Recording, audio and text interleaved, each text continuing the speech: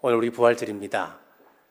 부활의 주님을 만난 그 엠마오의 두 제자라고 하는 제목으로 하나님의 말씀을 선포하겠습니다. 오늘 본문은 누가복음에만 기록된 특별 기사입니다. 마리아 등 마리아 여인들이 이미 예수님 부활을 목격했고 이들이 이미 증언을 했습니다만은 오늘 본문에 등장하는 두 제자는 이를 믿지 못하고 좌절과 시리에 빠져서 엠마오로 향하고 있었습니다. 자, 엠마오로 향하는 그 길에서 그들은 부활의 주님을 만났습니다. 오늘 말씀 가운데 우리 또한 부활의 주님을 만나시길 주의 이름으로 축복합니다. 주님 만난 제자들 첫 번째, 눈이 밝아졌습니다. 31절 말씀입니다. 그들의 눈이 밝아져 그인 줄 알아보더니, 자, 먼저 제자들이 주님을 만났습니다. 만나고 난 이후에 그들의 영안이 밝아졌다라고 했습니다. 자, 오늘 말씀에서 밝아져라고 번역된 원문을 살펴보면 헬라어로 디아노이고라고 하는 단어를 씁니다. 이 단어의 뜻은 열어 젖히다, 철저히 열다, 그런 뜻을 가지고 있습니다. 부활의 빛, 부활의 소망이 우리 속에 들어오면 우리 눈이 열리고 절망적 상황이 희망으로 바뀝니다. 확실하게 모든 상황이 예수님께서 원하셨던 방향으로 열어진다고 하는 사실입니다. 복음서를 보면 처음 부름받은 제자들이 예수님을 따르는 장면이 나옵니다. 3년 동안 예수님의 가르침을 직접 받습니다. 자, 그런데 그들의 신앙을 살펴보면 순수한 신앙이 아니었습니다. 또렷한 진리 가운데 서 있지 못함을 알게 됩니다. 그들은 예수님을 정치적 선동가 정도로 생각했습니다. 혁명가 정도로 생각했습니다. 로마 정권으로부터 이스라엘 백성들을 해방시켜서 정치적으로 안정을 취할 수 있는 나라 만들어주는 사람으로 생각했습니다. 또 자기들은 그런 세상에 왔을 때 내각 한 자리를 꿰찰 수 있는 정도로 기대와 소망을 가지고 있었는데 그분이 십자가에 달려 죽으시다니 납득도 안 되고 혼란 가운데 빠지게 되는 겁니다. 하지만 부활을 체험한 모든 이후에는 모든 것이 뚜렷해졌습니다. 예수님께서 과연 어떤 분이셨는지, 그분이 이루려고 하셨던 그 일은 무엇이었는지 뚜렷하게 알게 되었습니다. 요한의 경우도 마찬가지였습니다. 그가 예수님께서 살아계셨을 때에 예수님으로부터 친히 가르침을 받았었습니다. 그때는 그의 눈이 열리지 않았습니다. 부활한 이후에, 부활의 주님을 만난 그 이후에 사도 요한의 눈이 열렸습니다. 영안이 떠있어서 성경을 기록하는데 예수님을 가리켜 말씀이 육신이 되신 분이시다, 그 영광을 보니 아버지의 독생자의 영광을 가지셨다라고 기록하고 있습니다. 요한복음 1장 14절입니다. 말씀이 육신이 되어 우리 가운데 거하심에 우리가 그의 영광을 보니 아버지의 독생자의 영광이요 은혜와 진리가 충만하더라 라고 했습니다. 사도 바울 또한 마찬가지입니다. 과거 율법의 어둠 아래 거해 있었을 때는 구주이신 예수님이 오셨음에도 불구하고 그분을 불악 무식꾼으로 생각했습니다. 나사렛 촌구석의 이단자 정도로 여겼습니다. 하지만 부활의 주님을 만난 이후에 눈에 비늘 같은 것이 벗겨졌습니다. 바울은 이를 수건이 벗겨지는 것으로 비유했습니다. 고린도후서 3장 14절에서 16절까지 말씀입니다. 그러나 그들의 마음이 완고하여 오늘까지도 구약을 읽을 때에 그 수건이 벗겨지지 아니하고 있으니 그 수건은 그리스도 안에서 없어질 것이라. 오늘까지 모세의 글을 읽을 때에 수건이 그 마음을 덮었도다. 그러나 언제든지 주께로 돌아가면 그 수건이 벗겨지리라. 아멘. 사랑하는 여러분, 우리도 부활의 확신, 온전한 믿음 위에 굳게 서시기를 바랍니다. 그리하면 엠마오로 향하던 두 제자들의 눈이 밝아졌습니다. 영안이 열렸던 것처럼 우리의 눈, 우리의 현실, 우리의 미래도 밝히 열릴 걸 믿으시길 주의 이름으로 축복합니다. 두 번째, 마음이 뜨거워졌습니다. 32절 말씀입니다. 그들이 서로 말하되 길에서 우리에게 말씀하시고 우리에게 성경을 풀어주실 때에 우리 속에서 마음이 뜨겁지 아니하더냐 하고. 자, 부활의 주님을 만난 제자들 눈이 밝아졌습니다. 영안이 열렸습니다. 과거에 알지 못하던 세계를 보게 되었습니다. 그랬더니 그 마음까지도 뜨거워지기 시작했습니다. 그렇습니다. 부활의 은혜는 이처럼 우리의 눈, 우리의 지각을 밝힐 뿐만 아니라 우리의 심령까지도 은혜로 충만케 채워주십니다. 자, 뜨겁다로 번역된 원어를 살펴보면 카이오라고 하는 단어를 쓰는데, 먼저 이 카이오라고 하는 뜻은 불타다 그런 뜻을 가지고 있습니다. 즉 식어진 심령, 차갑게 얼어붙은 그 마음이 부활의 주님 만남으로 뜨겁게 불타오른다라고 하는 의미입니다. 또 하나는 불을 켜다 빛나다라고 하는 의미도 같습니다. 주님 부활은 찬란한 빛, 찬란한 광명으로 우리의 심령을 환하게 비춰줍니다.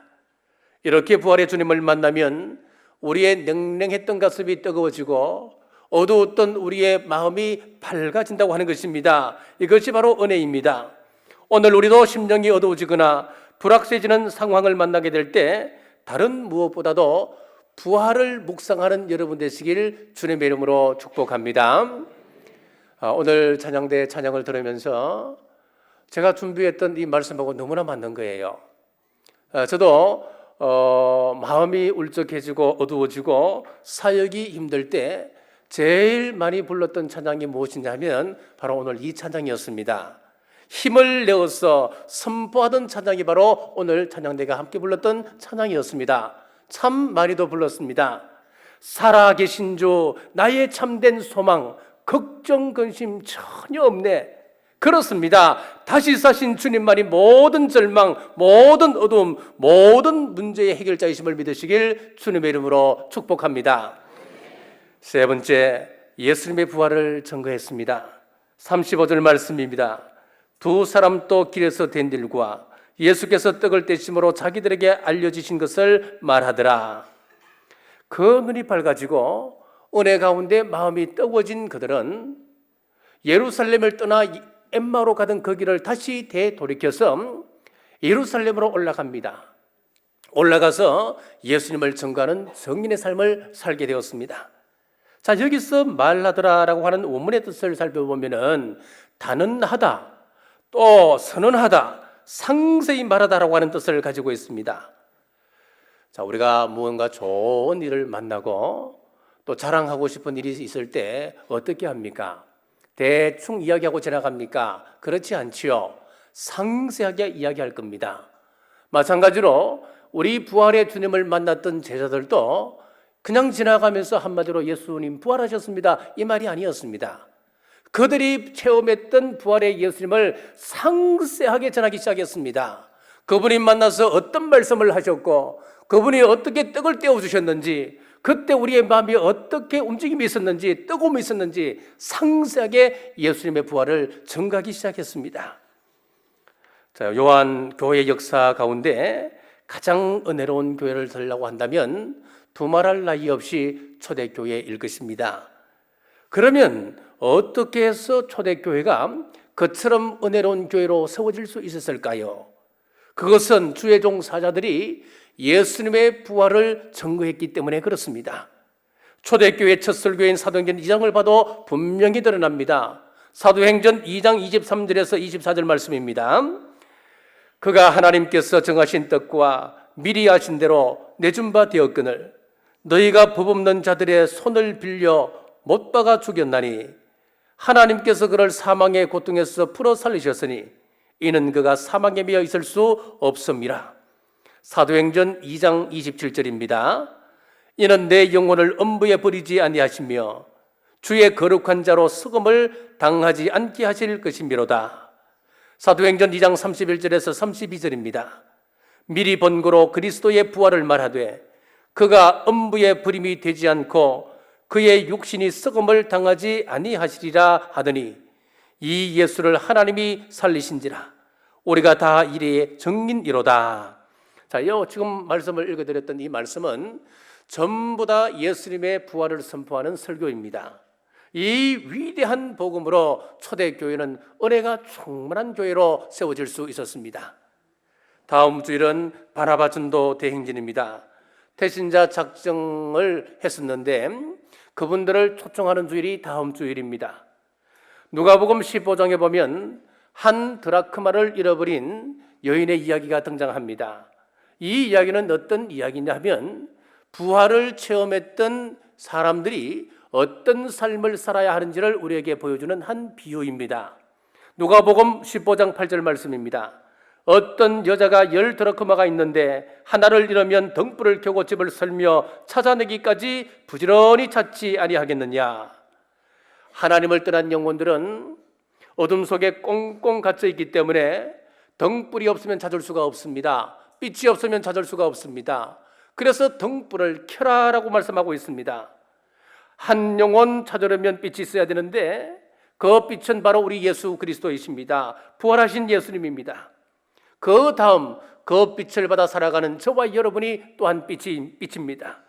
내가 등불이 되어야 합니다. 이 세상은 내 삶을 보고 마음이 움직이기 때문에 세상이 인정하는 수준이 되어야 합니다. 어둠 노릇하면 전도하고 싶어도 전도가 되지 않습니다. 마태복음 5장 16절에 보면 너희 빛이 사람 앞에 비추게 하여 그들로 너희 착한 행실을 보고 하늘에 계신 너희 아버지께 영광을 돌리게 하라라고 말씀하고 있습니다.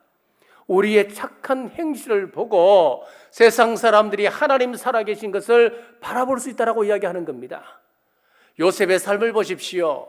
그의 의로운 삶을 보고 주위에 있는 사람들이 하나님의 살아계심을 그 입을 벌려 증언하고 있지 않습니까? 이삭의 삶을 보십시오. 그의 의로운 삶을 보고 주위에 있는 이방인들이 하나님의 모습을 당신을 통하여 우리가 보았노라고 고백하지 않습니까? 이런 삶을 살아야 우리가 정인의 삶을 살 수 있다라고 성경은 우리에게 말씀합니다. 이 한 주간 따뜻한 사랑의 은혜 속에 부활의 예수님을 담고 생명의 복음을 담아 불을 켜고 설며 찾아내어 전함으로 엠마오의 두 제자들처럼 우리 주님의 마음을 시원케 해드리는 우리 남북의 온 성도님 되시길 주님의 이름으로 축복합니다. 기도하겠습니다. 아버지 하나님, 독생자 예수님을 이 땅에 보내주셔서 감사합니다. 죽을 수밖에 없는 저희들이었지만은 대속의 죽음으로 생명 전해주셨습니다. 감사드립니다.